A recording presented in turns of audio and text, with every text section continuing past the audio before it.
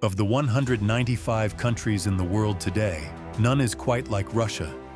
Stretching across more than 11 time zones, from the cold shores of the Baltic Sea to the far edge of the Pacific Ocean, and covering over 6.5 million square miles, Russia stands as the largest country on Earth. To put that into perspective, the world's second largest country, Canada, could fit inside Russia nearly 2 times over. But how did this come to be? How did a country that didn't even exist 1,000 years ago come to dominate 1/8 of all land on Earth? This is not just a story of land and borders. It's a story of conquest, geography, trade, empires, and ambition. From Viking traders to tsars and communists, through war, revolution, and colonization, Russia's rise to global scale has been anything but ordinary. This is the story of how Russia became the world's largest country. In the earliest centuries of recorded history, the lands that would one day become Russia weren't a single country, or even close to one. They were a vast frontier of dense forests, wide river valleys, and open steppe dotted with small settlements and shifting tribal territories. Travel was slow, seasons were harsh, and the landscape itself acted like a barrier, keeping communities separated and politically fragmented. These lands were home to many different peoples. In the north and northeast lived various Finno-Ugric groups, adapted to the forests and wetlands. To the south, the open steppe served as a highway for Turkic and other nomadic peoples who moved with their herds and could raid or trade across enormous distances. In the west and southwest were many Indo-European-speaking communities, and among them, the early Slavs, who by around the 6th century AD had begun spreading widely across Eastern Europe. But early Slavic life wasn't organized into one nation. It was local and practical, small tribal units, often centered around a fortified settlement and surrounding farmland.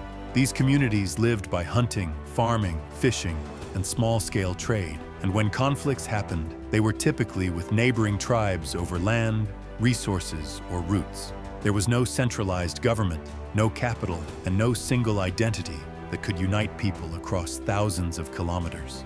What changed everything was geography, specifically rivers. Eastern Europe is laced with massive river systems, and those rivers connected worlds. The Dnieper could lead south toward the Black Sea and Byzantium.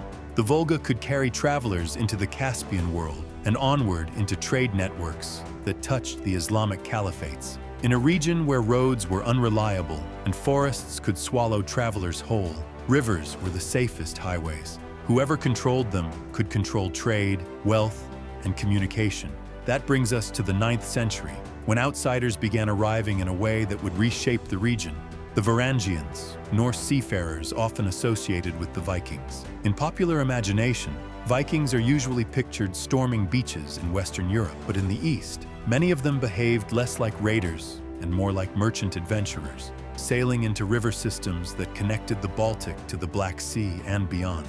They traveled for profit, transporting goods, collecting tribute, offering protection, and sometimes taking by force what couldn't be traded for. They established and strengthened trading posts that would become major cities: Staraya Ladoga, Novgorod, and most famously, Kiev.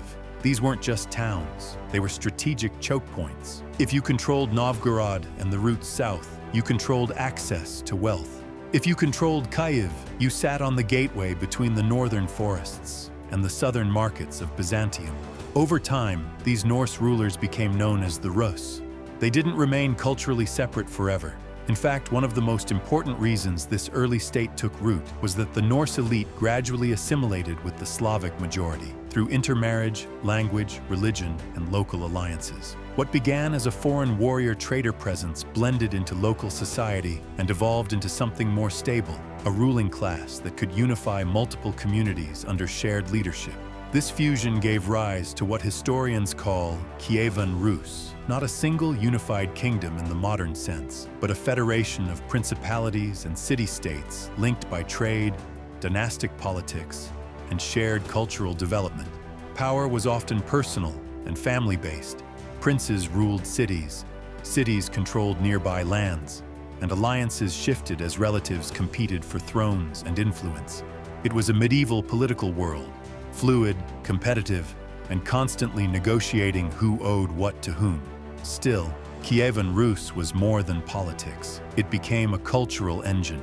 The defining turning point came in 988, when Grand Prince Vladimir of Kiev converted to Orthodox Christianity and ordered the mass baptism of his people. This wasn't only a spiritual decision, it was geopolitical. By adopting Byzantine Christianity, Kievan Rus aligned itself with the most powerful and sophisticated civilization in the region, the Byzantine Empire. Along with religion came architecture, art styles, writing traditions, and a new cultural framework that shaped identity for centuries. Churches rose, religious literacy spread through clergy, and Orthodox tradition became a cornerstone of the region's historical memory. For a time, Kievan Rus prospered. Trade boomed along the river routes, wealth concentrated in major towns, craftsmanship developed, cities expanded. And because Kievan Rus sat between worlds, northern forests and southern empires, it became a bridge in a larger network of exchange, carrying goods, ideas, and influence across continents. But there was a weakness built into the system. Kievan Rus was never a tightly centralized state. It was held together by dynastic ties and economic gravity, not by strong institutions. As generations passed, princes fought over succession, rival cities gained wealth and independence, and regional power centers began pulling away from Kiev's influence. The deeper the network spread, the harder it became to keep it unified. So even before a great external enemy arrived, Kievan Rus was already vulnerable, fractured by competing princes, divided by distance, and stretched across a landscape that made unity difficult. And eventually, it broke apart, which sets the stage for the next chapter. Because when the Mongols came, they didn't conquer a united nation. They conquered a region already divided.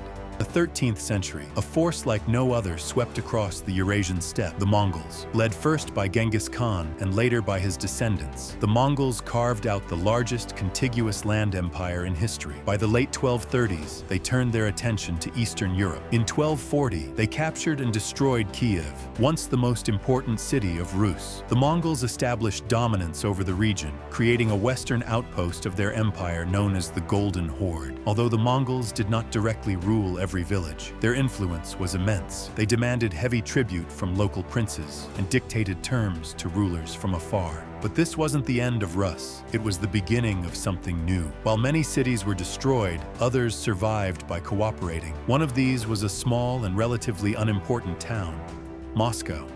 Moscow's princes were savvy. They paid tribute to the Mongols, acted as tax collectors for the horde, and slowly expanded their influence. Over generations, the Grand Duchy of Moscow grew in wealth, land, and power. By the late 14th and 15th centuries, the Mongol grip was weakening. Under Ivan III, known as Ivan the Great, Moscow began to openly challenge Mongol authority. In 1480, Ivan refused to pay tribute to the Khan, ending 2 centuries of Mongol domination. Ivan also married the niece of the last Byzantine emperor and began to position Moscow as the Third Rome, a spiritual heir to Rome and Constantinople. Through marriage, conquest, and diplomacy, Moscow absorbed rival territories and began to unify the Rus' lands under a centralized state. A new power was rising in the east. In 1547, Ivan IV, the grandson of Ivan the Great, took a new title, Tsar of all Russia.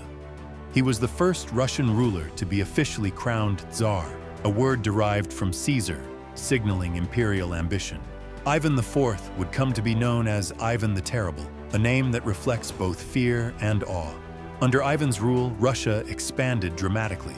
He conquered the Khanates of Kazan and Astrakhan, former Mongol successor states, gaining full control over the Volga River. This victory opened the gateway to the east, beyond the Ural Mountains, into the wild frontier of Siberia. Russia's eastward expansion began in earnest with the help of Cossacks, independent warriors and settlers who served as scouts, soldiers, and colonists. One such figure, Yermak Timofeyevich, led an expedition across the Urals and into the lands of the Siberian Khanate. What followed was one of the most extraordinary land acquisitions in history. Within a century, Russia had extended its borders to the Pacific Ocean. Vast rivers like the Ob, Yenisei, and Lena served as highways for fur traders and explorers. Fur, referred to as soft gold, was the economic engine of the conquest. Forts, outposts, and settlements popped up along riverbanks, The Russian state offered incentives for settlers, and religious missions followed, spreading Orthodox Christianity. By the 1700s, Russia controlled Siberia, an area covering more land than all of Western Europe combined. No other country in history has expanded so far, so fast, across such a hostile environment. As Russia expanded eastward, its rulers also looked west, to Europe. Peter the Great, who ruled from 1682 to 1725, was determined to modernize Russia and make it a major European power. He traveled to Western Europe in disguise, worked in Dutch shipyards, and studied everything from military tactics to city planning. Back home, he undertook sweeping reforms, reorganizing the army, introducing new taxes, creating a navy, and building a new capital, St. Petersburg, on the Baltic Sea. To secure access to the Baltic, Peter launched the Great Northern War against Sweden, a regional superpower. After 2 decades of fighting, Russia emerged victorious in 1721. With this triumph, Russia not only gained access to Europe's seas, it also gained legitimacy. Peter declared the formation of the Russian Empire, and himself as emperor. Later in the 18th century, Catherine the Great would continue this imperial project. She expanded Russia's territory into the Black Sea region, waged war against the Ottoman Empire, and oversaw the partitions of Poland, which carved up the Polish-Lithuanian Commonwealth between Russia, Austria, and Prussia. Through these moves, Russia gained control of Belarus, Lithuania, and much of Ukraine. The empire was growing rapidly in all directions: north, south, east, and west. By the end of Catherine's reign, Russia had become one of the most powerful empires on earth, rivaling Britain, France, and the Habsburgs. The 19th century was the age of empires, and Russia stood tall among them. In 1812, Napoleon Bonaparte invaded Russia with the largest army Europe had ever seen, but he underestimated the Russian winter and the Russian strategy. After the burning of Moscow, Napoleon was forced into a retreat that decimated his army. Russia's vastness had once again acted as a natural defense, and by 1815, Russian troops had marched all the way to Paris. Following this victory, Russia's influence in European affairs reached new heights, but it didn't stop there. In Central Asia, Russian forces pushed southward, conquering the Khanates of Khiva, Bukhara, and Kokand. These conquests added what is now Kazakhstan, Uzbekistan, Turkmenistan, Tajikistan, and Kyrgyzstan to the empire. This brought Russia into direct rivalry with Britain, which feared that Russian expansion might threaten British India. The resulting standoff became known as the Great Game. Meanwhile, Russia also advanced into the Caucasus, fighting wars against Persia, the Ottoman Empire, and local mountain tribes. These campaigns brought Georgia, Armenia, and Azerbaijan under imperial control. In the Far East, Russia signed treaties with a weakened Qing China in the 1850s and 1860s, acquiring Primorsky Krai, including the port city of Vladivostok. And in 1867, Russia sold its outpost in Alaska to the United States for $7.2 million. It was seen at the time as a practical decision. Russia needed funds, and Alaska was remote and difficult to defend. Still, by the end of the 19th century, the Russian Empire was the largest contiguous empire the world had ever seen. Yet even the largest empires are not immune to collapse. By the early 20th century, Russia was struggling. Industrialization lagged behind Western Europe. Social inequality was severe. The autocratic rule of the tsars faced mounting opposition. Then came World War I, a disaster for Russia. Millions died. The economy collapsed. In 1917, revolution erupted. First, the Tsar abdicated. Then, the Bolsheviks, a radical Marxist faction led by Vladimir Lenin, seized power in the October Revolution. A brutal civil war followed between the Bolsheviks, the Reds, and their opponents, the Whites. By 1923, the Bolsheviks had won. The Russian Empire was dead. In its place rose a new state, the Union of Soviet Socialist Republics, USSR. Though smaller than the old empire, it still encompassed much of its territory: Russia, Ukraine, Belarus, the Caucasus, and parts of Central Asia. In World War II, the Soviet Union faced its greatest test when Nazi Germany invaded in 1941. The war was catastrophic. Tens of millions died, but the USSR emerged victorious. After the war, the Soviets established control over Eastern Europe. Poland, East Germany, Czechoslovakia, Hungary, Romania, and Bulgaria became communist states aligned with Moscow. The Cold War had begun. The USSR became a global superpower, rivaling the United States in military, economic, and ideological terms. Though it did not acquire much new land after World War II, it exerted influence over half the world. But the Soviet system carried deep flaws: an inefficient economy, political repression, and a lack of innovation. By the 1980s, it was crumbling. In 1991, after decades of stagnation and rising nationalist movements, the Soviet Union officially dissolved. 15 new countries emerged from the wreckage: Ukraine, Belarus, Lithuania, Latvia, Estonia, the nations of the Caucasus, and the Central Asian republics all became independent. What remained was the Russian Federation, still enormous, still powerful, but no longer an empire. Modern Russia inherited vast territory, massive energy reserves, and a complex identity. Part European, part Asian, deeply historical, yet shaped by recent upheaval. Today, Russia spans 11 time zones and remains the largest country in the world. Its vastness still defines its geopolitics, economy, and culture. But that size is not just the product of geography. It is the result of centuries of effort, expansion, colonization, war, revolution, and survival. The story of how Russia became the world's largest country is, in many ways, the story of world history itself. It spans from the steppes of Eurasia to the imperial courts of Europe, from Viking trade routes to Siberian rivers, from czars and emperors to communist revolutionaries. No other nation has expanded across such a vast and varied landscape through such complex and often violent means. Russia's borders are more than lines on a map. They are the living legacy of over 1,000 years of transformation. And while Russia's future remains uncertain, its past has already carved out an undeniable place in the story of human civilization.